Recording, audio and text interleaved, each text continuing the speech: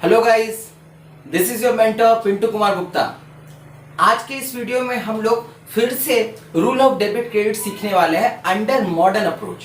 हम लोगों ने प्रीवियस वीडियो में ट्रेडिशनल अप्रोच को बहुत अच्छे तरीके से क्लियर कर लिया था, जिसमें 3 टाइप्स के अकाउंट थे। जिन्होंने वो वीडियो नहीं देखा वो आई बटन में जाकर के लिंक है वो देख लेना। क्लियर है? आज हम लोग पढ़ने वाले हैं rules of debit credit under modern approach और अकाउंटिंग इक्वेशन मेथड। देखो, हम लोग इक्वेशन जो क्लास 10 है 9 में जब मैथमेटिक्स करते थे तो वहां पे एक इक्वेशन होता था जिसमें प्रूफ करना पड़ता था LHS equals to RHS। Clear है? LHS इक्वल्स टू RHS इस तरीके से हम लोग प्रूफ करते थे। ये प्रूफ करते थे left hand side equal to right hand side होना पड़ता है। बट क्योंकि हम लोग अब क्लास 11 में है और हम लोग अकाउंटेंसी की बात कर रहे हैं तो इसमें भी एक इक्वेशन होगा जिसे हम लोग बोलते हैं अकाउंटिंग इक्वेशन। ध्यान से समझना क्या है कि अकाउंटिंग इक्वेशन की बात हो रही है। यहां पे हम लोग मेनली बात करेंगे एसेट्स और लायबिलिटीज की। और एसेट्स और लायबिलिटी क्या होता है ये हम लोगों ने अपने प्रीवियस वीडियो में क्लियर कर लिया था कि what are the various types of assets and liabilities. इसका भी लिंक कहीं ना कहीं ऊपर में देखना, आई बटन में मिल जाएगा, जाकर के वो वीडियो भी देखना जरूर। ठीक है? तो अकाउंटिंग इक्वेशन में क्या होता है, ये होता है हमारा अकाउंटिंग इक्वेशन का अप्रोच। ठीक है? Asset equals to liabilities plus capital. अब देखो, ये कहीं ना कहीं रूल्स ऑफ डेबिट क्रेडिट में बता रहा हूं। ठीक है? तो अब समझ दो, जैसे क्योंकि हमको रूल्स ऑफ डेबिट क्रेडिट जानना है तो पता चलना चाहिए ना कि कितने टाइप्स के अकाउंट होते हैं। जिस तरीके से ट्रेडिशनल अप्रोचेस में हम लोगों ने देखा कि मेनली 2 टाइप का अकाउंट होते हैं, पर्सनल और इम्पर्सनल। उसके बाद क्लासिफिकेशन बढ़ता गया था। मेनली हम लोग गोल्डन रूल सीखे थे, रियल अकाउंट, नॉमिनल अकाउंट और पर्सनल अकाउंट पे। ठीक है? लेकिन यहां पे जानने के लिए ये 5 टाइप के अकाउंट को देखना जरूरी है। सबसे पहला asset account, liabilities account, capital और ऑनर्स इक्विटी सेम चीज है, इनकम और रेवेन्यू अकाउंट और एक्सपेंसेस और लॉसेस अकाउंट। ये मेनली 5 टाइप के अकाउंट को कंसीडर करना जरूरी है। लेकिन ये 1, 2 और 3 ये तीनों को तो हम लोग इस इक्वेशन से आराम से क्लियर कर पाएंगे। ठीक है? तो देखो, जब भी एसेट की बात हो कहीं ना कहीं इसका जो बैलेंस होता है वो होता है डेबिट बैलेंस। याद रखना अच्छे तरीके से, एसेट जब भी दिख जाए वो होता है डेबिट बैलेंस शो करता है। एसेट हमेशा डेबिट बैलेंस शो करता है। फॉर एग्जांपल, कैश की बात कर लो, फर्नीचर एंड फिक्सचर की बात कर लो, प्लांट एंड मशीनरी की बात कर लो, सारे डेबिट बैलेंस शो करेंगे। ठीक है? ठीक उसके उल्टा अगर लायबिलिटी और कैपिटल क्योंकि RHS में है तो ये हमेशा क्रेडिट बैलेंस शो करेंगे। ये सबसे पहला चीज याद रखना जरूर है। ठीक है? तो every debit must have equal to corresponding credit, दोनों बराबर है। ये डबल एंट्री प्रिंसिपल हमारा चलता है। ठीक है? तो इसके कुछ अप्रोचेस है, बहुत अच्छे तरीके से क्लियर करना जरूर। डेबिट बैलेंस, मान लो तुम्हारे बिजनेस में एसेट इंक्रीज कर रहा है इन द सेंस अगर मैं बोलूं तो जैसे फॉर एग्जांपल बात करते हैं परचेज फर्नीचर फॉर कैश। ठीक है? परचेज फर्नीचर फॉर कैश, उस ट्रांजैक्शन में क्या आया सर? फर्नीचर आया। क्या गया? क्योंकि परचेज कर रहे हो तो फोकट में तो परचेज करेंगे नहीं, उसके बदले क्या देना पड़ेगा? उसके बदले कैश देना पड़ेगा और कैश इक्विवेलेंट देना पड़ेगा। लेट सपोज हम लोग मान लेते हैं कि हम लोगों ने कैश दिया, कि क्या गया हमारे पास से? कैश गया। ठीक है?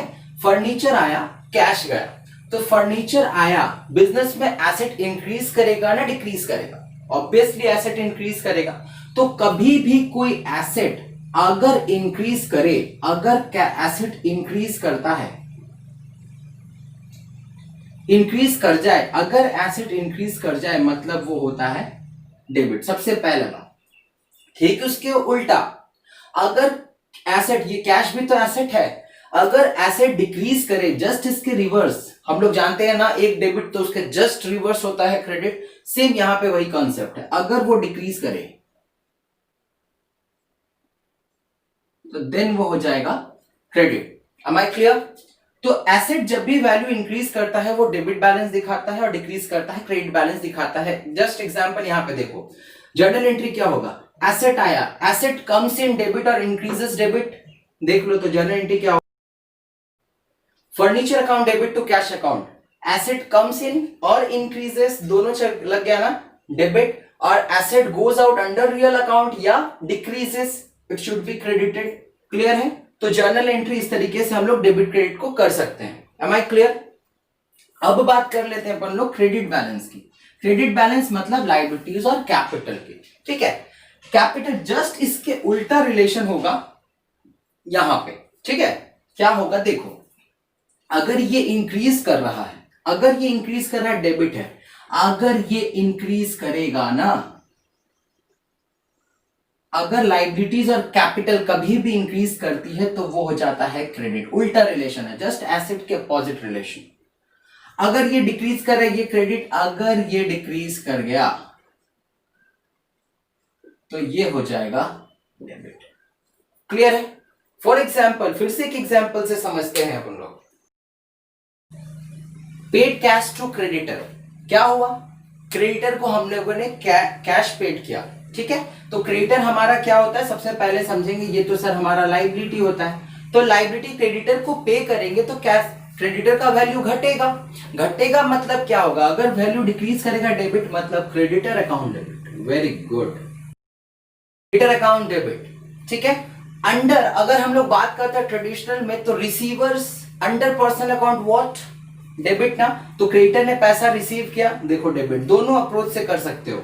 ठीक है, टू क्या गया तुम्हारे पास से, सर कैश चला गया, एसेट गोज आउट और asset decreases, credit to cash account. Clear है? बस इस तरीके से हम लोग ये एसेट्स और लाइबिलिटी को हमेशा इक्वेट करने की कोशिश करते हैं रूल ऑफ डबल डेबिट और क्रेडिट पे। ठीक है, समझ गए? ये हो गया एक एसेट और लाइबिलिटी का अप्रोच। अब हम लोग बात करते हैं, ये कैपिटल पे हो गया। देन हम लोग नेक्स्ट मूव करते हैं इनकम और रेवेन्यू। देखो, इनकम की अगर बात की जाए तो कहीं ना कहीं ये लाइबिलिटी के ही रूल को फॉलो करती है। लाइबिलिटी अगर इंक्रीज कर रही थी तो क्या हो रहा था, लाइबिलिटी इंक्रीज कर रही थी सर, क्रेडिट हो रहा था। इनकम भी वही हाल है। ठीक है, अगर इनकम बढ़ता है तो ये हो जाएगा क्रेडिट, अगर घटता है तो ये हो जाएगा debit. Am I clear? Income increases it should be credited और decreases it should be debited. Am I clear? Next बात करते हैं एक्सपेंसेस। जो एसेट के रूल को फॉलो किया जा रहा था वही कहीं ना कहीं एक्सपेंसेस और लॉसेस के रूल को फॉलो करेगा। क्या है देखो, अगर एक्सपेंसेस इंक्रीज करेगा इट शुड बी डेबिट और डिक्रीज करता है it should be credit. Am I clear? बस इस तरीके से ये पांचों अकाउंट के कॉन्सेप्ट है डेबिट और क्रेडिट के।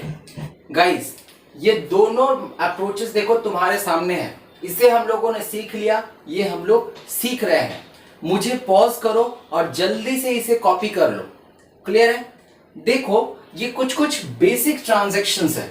ठीक है, इस ट्रांजैक्शन से मैं दोनों अप्रोचेस को क्लियर करूंगा और दोनों से डेबिट क्रेडिट निकालना सिखाऊंगा।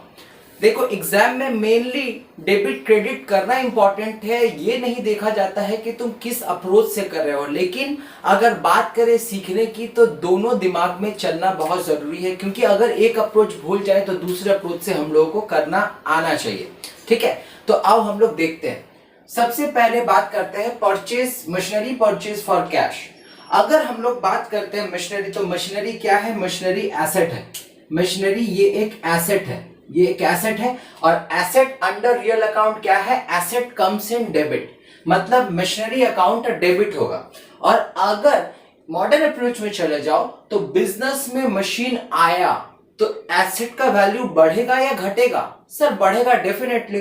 तो when assets value increase it should be debited ना, तो मतलब कहीं ना कहीं जर्नल एंट्री हो जाएगा मशीनरी अकाउंट डेबिट। क्लियर है?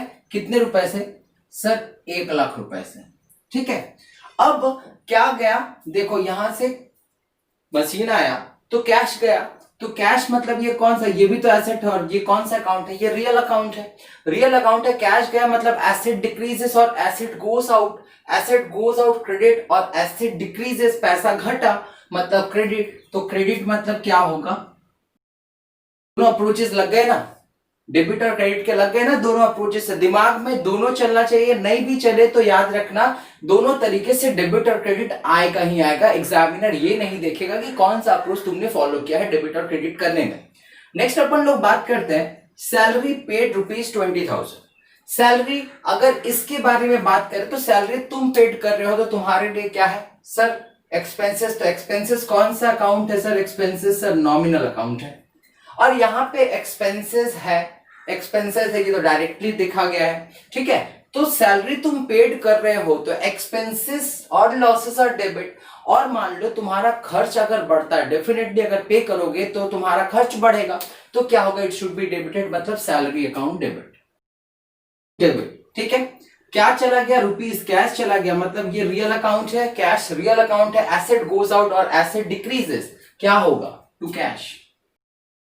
देख लो, फिर लग गया ना दोनों अप्रोच एक ही में। तुम किसी भी अप्रोच को फॉलो करो, हमें सिर्फ इस चीज की जरूरत होती है, टीचर को सिर्फ इस चीज की जरूरत होती है। तुम उसके पीछे कौन से लॉजिक को अप्लाई कर रहे हो डजंट मैटर, बट सीखना जरूरी है। नेक्स्ट अपन बात करते हैं रिसीव कमीशन। रिसीव कमीशन का मतलब क्या है?